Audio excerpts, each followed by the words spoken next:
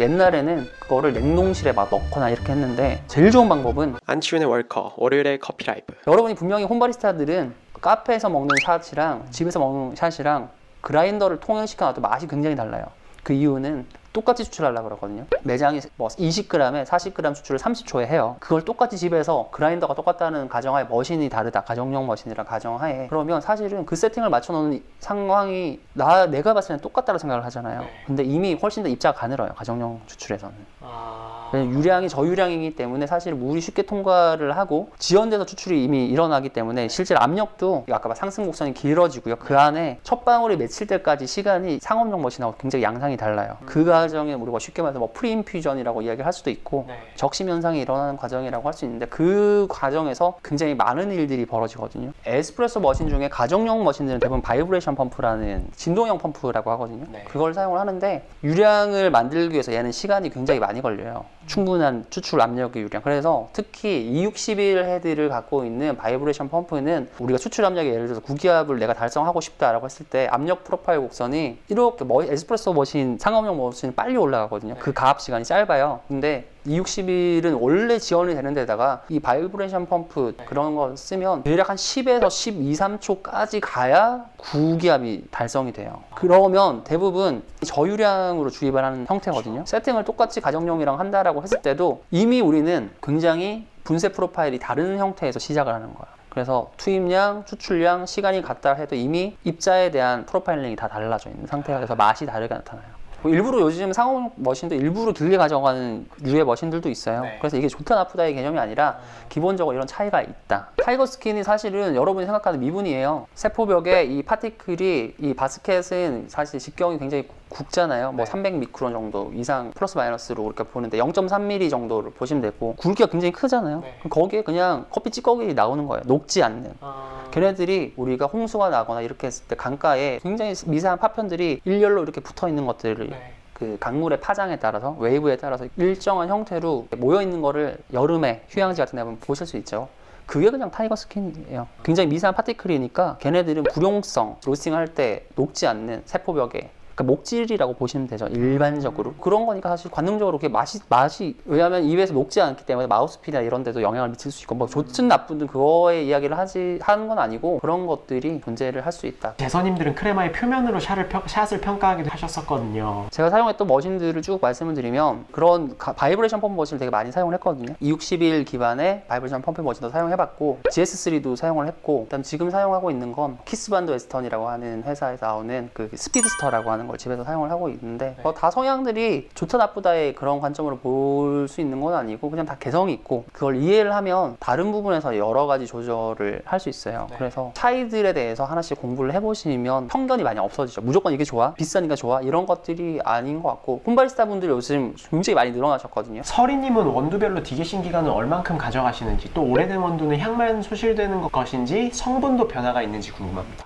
일단은 뭐 이미 연구가 다 된 부분이 있어요. SCA나 이런 데서 연구를 다 했는데 여러분 그 3패에 대해서는 저도 좋아하는 책들 중에서 SCA에서 발간하는 이 실제로 유료 서적들이 다 있습니다. 그래서 거기서 원두 보관에 대해서 어떤 식으로 하면 좋은지 다 설명을 했는데 디게싱은 말 그대로 있던 이제 내부에 기체가 빠져나오는 걸 디게싱이라고 해요. 성분이 변하는지를 여쭤보셨는데 산화가 되면 실제로 있던 성분이 다른 형태로 변화하기도 해요. SCA 연구 같은 경우에는 뭐 크게 한 두어 물질 정도를 가지고 그러니까 산화에서 부산물로 생겨나는 물질 몇 가지를 가지고 이 산패도를 분석하기도 하고 근데 저 같은 경우는 개인적으로 홈바리스타 분들 되게 많으실 거니까 저도 혼자서 하는데 원두를 커피를 좋아하니까 다양한 원두를 많이 사잖아요. 그럼 그거를 혼자서 다 못 먹으면 거의 대부분 버린다고 생각하세요. 옛날에는 그거를 냉동실에 막 넣거나 이렇게 했는데 제일 좋은 방법은 진공 포장기가 있어요. 신선할 때 뭐 신선하다는 말은 저는 사실 정확한 표현인지는 잘 모르겠지만 로스팅 된 지 얼마 되지 않은 상태에서 그 상태에서 진공 포장기에 먹을 만큼을 소분을 한 100g 정도? 그러면 아예 아무런 기체가 없겠죠. 그 외부 원두 외부에는 용기 자체는 그거를 냉동실에 넣으시면 돼요.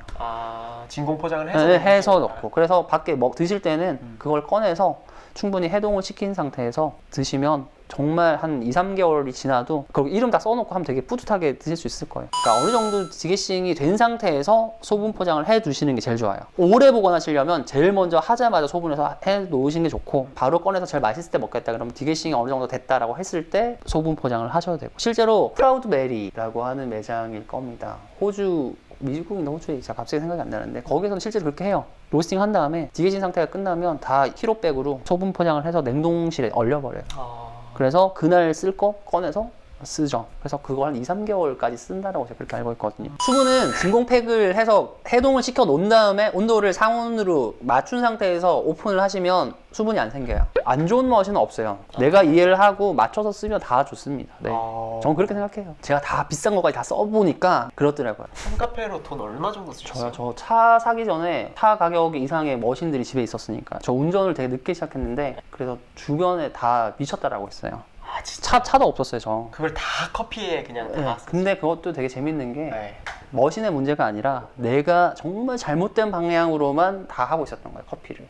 근데 결론은 그건 사실은 오늘 이야기를 할 주제는 아니죠. 물이었어요. 스케일을 안 생기기 위해서 이제 헛똑똑이었죠. 머신의 스케일이라고 하는 것들은 기본적으로 우리가 경도 성분이라고 하는 것과 이 경도 성분과 만나서 스케일을 형성할 수 있는 여러 가지 성분들이 조합을 해서 만들어지는 건데, 난 이게 없으면 머신이 당연히 스케일이 안 생기니까 좋을 거다라고 생각해서 그런 물만 썼어요. 근데 그게 커피 맛을 엉망진창으로 만드는 최악의 솔루션인데, 그게 원인인지 모르고 커피를 여러 가지 방면에서 추출해보니까 맛이 없는 거예요. 분명 내가 여기 집 앞에 되게 맛있는 로스터에서 커피 원두를 사서 먹었는데 맛이 없어요. 네. 머신을 바꿔 GS3도 바꾸고 그래도 맛이 없어요. 네. 야, 라마르 좋건데 왜 맛이 없어? 네. 그라인더를 사자. 네. 당시에는 되게 코니컬 그라인더가 되게 유행이어서 그 당시에 한 300만 원 넘는 가량의 가격으로 코니컬 뭐 그라인더를, 뭐 사셨어요? 그때 컴파 K10이 프레시 모델이 막 나왔던 시절, 그때 로버가 이게 세상을 주름 잡고 있던 네. 시절이었죠. 그걸 썼는데 더 못 먹겠는 거야. 야, 뭐지? 야, 이렇게 투자를 했는데 맛이, 이거는 너무 충격적이었어요. 아. 내가 이렇게 커피를 수출을 못하는 건가? 라고 생각했는데 그게 아니라 머신 위에서 공부를 너무 많이 해서 물을 막 그렇게 사용을 했던 게 오히려 화근이었다는 걸 나중에 알고 나서, 그래서 혼자서 물을 한 8년 정도 공부를 했었어요. 근데 사실은 그때까지 이미 모든 것들이 자료가 정리가 돼 있어요. 논문으로 다 나와 있었던 거. 저 그걸 읽으면서 공부를 하고 파고들고 물을 바꿔보니까 확 달라지고, 확 진짜 나는 커피 맛을 잡기 위해서 돈을 썼는데 네. 물은 그냥 삼다수를 갖다 넣고 하니까 뭐 커피 맛이 바뀌는 거야. 야, 이게 뭐 내가 뭔 짓을 한 거지? 근데 물론 그 과정에서 많이 배웠어요. 네. 이게 뭐 때문에 그랬고 이런 것들 많이 배우고, 잘못된 길만 걸었더니 네. 남는 게 지식밖에 없이 되는 거야. 처음부터 맛있었으면 뭐 고민을 안 했겠죠. 그러네요. 결과적으로는. 그래서 그때 당시에 시행착오를 겪던 걸 글로 다 적어놨어요. 네. 그게 10년이 된 거예요. 네. 커피에 투자한 돈만 거의 뭐 차 한 대 값. 차 한 대가 넘죠. 잠시 우울증에 빠졌었어요. 내가 여태껏 커피를 하고 있는데, 커피를 하는 사람이 아닌데 돈을 썼는데 내가 나한테 남는 게 뭐지? 왜 커피가 그렇게 좋으셨어요? 군 생활을 다 이 근처에서 했었어요. 아 진짜요? 저기 700 특공연대라고 한 데서 제가 장교 복무를 했는데 40개월 근무를 하면서 훈련을 맨날 늦게 끝나고 힘드니까 근처에서 이렇게 술을 마시다가 네. 들어갈 때 아이스 아메리카노를 이렇게 먹게 된 거예요. 네. 근데 되게 청량감도 있고 여름에 그 더웠던 게 이렇게 먹으면서 갈증도 해소가 되고 매력 있는 거예요. 몇 년 였어요 그때가? 그게 2008년? 2008년? 네, 2007년, 8년쯤 됐겠죠. 그때 이제 처음으로 군인 신분에서 에스프레소 머신을 막 저가형을 찾아서 그때 샀던 게 크룹스 3040, XP3040이라고 하는, 그것도 돈이 없으니까 리퍼 모델로 한 20만 원 정도에 샀던 것 같아요. 그래서 그거를 대부분 겪는 과정이거든요. 네. 보면 바텀리스로 예쁘게 추출되는 영상들을 유튜브, 그 당시에도 유튜브는 있었으니까 그쵸. 봐요. 아, 나도 저렇게 머신이 있으면 할 수 있겠다. 네. 그래서 샀는데 커피 그라인더가 없잖아요. 네. 머신은 20얼마를 투자했는데 커피 그라인더 살 돈이 어디 있어요. 네. 그래서 근처에 가서 갈아달라 그래, 에스프레소용으로 아. 해서 넣고 했는데, 영상으로 보면 예쁘게 이렇게 꿀처럼 떨어져야 되는데 네. 그냥 시커먼 물이 막 쿡쿡쿡 나오는 거예요. 네. 너무 빨리 추출이 돼. 뭐지? 그래서 그라인더를 한번 사봐요. 네. 근데 그라인더를 샀는데 어떤 그라인딩으로 이렇게 세팅을 해도 아예 안 나오거나 콸콸 나오거나 네. 꿀이 안 나오고 네. 두 가지 중에 하나밖에 안 나오는 거예요. 그게 뭐였냐면 펌프가 문제였어요. 테스트를 해본 결과 펌프는 유럽형 펌프는 쓸 수가 없다. 그러니까 펌프의 출력이 현저하게 감소하거든요. 유럽형 펌프는 우리나라에서 쓰려면 일반적 유유 시간에 세팅을 다 맞춰놓고 수술이 잘 됐어요. 네. 근데 갑자기 사람들이 퇴근해서 집에서 막 TV 보고 세탁기 돌리는 시간이 되니까 아까 세팅해놓은 분쇄도에서 커피가 추출이 안 되는 거예요. 나와야 되는데 타이트하게 멈춰 있는 거예요. 이거 왜 이러냐. 펌프를 바꿨더니 해결이 되는 거예요. 그러니까 제 커피의 모든 것은 다 그런 난관이었어요. 그래서 펌프를 공부를 하고 막 펌프 유량을 체크를 하고 별의별 짓을 다 했죠. 그것들을 머신을 사고 났으니까 머신에 대한 애착도 생기고 그 내용을 다 정리한 게 제 홈바리스타 클럽이었어요. 그렇죠. 베제라 클럽이었어 원래 이름은. 진짜 제일 큰 가정용 머신 쓰는 분들 중에 제일 대표적인 미신이 하나가 있어요. 생수 옛날에 다 그랬어요. 진짜 되게 웃긴 말인데 생수를 쓰면 머신 스케일이 잘 생긴다. 그러니까 절대 생수를 쓰면 안 된다. 아, 그런 얘기가 있었어요? 옛날에는 다 생수를 쓰면 안 된다 그랬어요. 머신에 스케일 생기기 때문에. 근데 잘못된 상식이죠. 우리가 쉽게 말해서 뭐 여러 가지 브랜드에서 물을 만드는데 우리나라 자체에서 원수 지역에서 생산하는 물들은 기본적으로 미네랄 워터라고 되어 있지만 사실 다 거짓말이에요. 미네랄이 거의 없어요. TDS 따져봤자 뭐 100ppm 이하 거의 대부분. 네. 수돗물보다 더 낮거든요. 전부 다 안반수, 그 안반층에서 걸러서 깨끗하게 나오는 것들이기 때문에 깨끗하고 물에 불순물도 거의 없고 굉장히 수질이 좋아요. 우리나라가. 사실 미네랄 워터라고 부를 수 있는 수준이 되면 에비앙 정도는 돼야. 에비앙 굉장히 진짜 미네랄이 많거든요. 근데 그런 건 진짜 머신 쓰면 안 돼요. 머신 쓰고 한 일주일만 물려고 하면 진짜 스케일이 막 하얗게 생기는 게, 그러니까 에비앙은 물을 그냥 포트에 넣고 끓이면서 계속 보면 하얗게 이렇게 결정들이 생기는 게 눈으로 보여요. 뭐 삼다수 정도? 3다 정도. 네, 에비앙은 정도? 절대 쓰면 안 된다.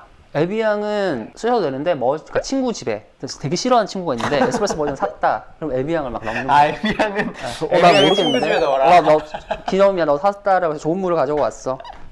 그럼 안 됩니다. 지금 블로그에 꾸준히 또 글도 쓰고 계시고 패트리온을 통해서도 또 유료 글도 이렇게 쓰고 계시니까요. 아, 그래서 저는 패트리온 구독해주시는 분들이 계시고 저는 그분들 때문에 사실 힘을 많이 내요. 유료 구독자라기보단 저는 그냥 저를 후원해주시는. 블랙워터 이슈, 블랙워터 포트 같이 사랑해 주시면 좋을 것 같습니다. 저는 또 다음에 다른 또 유익한 커피 컨텐츠를 가지고 또 찾아뵙겠습니다. 오늘 늦은 시간까지 올치님들 진짜 너무 고생 많으셨고 감사하고 대표님 너무 고생 많으셨어요. 수고 많으셨습니다. 가겠습니다, 여러분. 안녕히 주무세요. If everything I dreamt of it was true, I'd take your blessings with your heart.